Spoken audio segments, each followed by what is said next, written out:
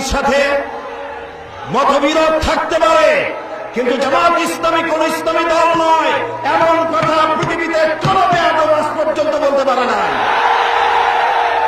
আমরা ইসলামী আন্দোলন করি জাহান্নামে যাওয়ার জন্য নয়, কারো কাছ থেকে সার্টিফিকেট গ্রহণ করে জামাত ইসলামী আন্দোলন করতে হবে এমন কাঙ্গালি বড়া জামাতের হয় না। কাজে আপনি আপনার বক্তব্যের মধ্য দিয়ে আপনি ভারতের দালাল আওয়ামী লীগের ব্রিটিশ প্রমাণ করে দিয়েছেন।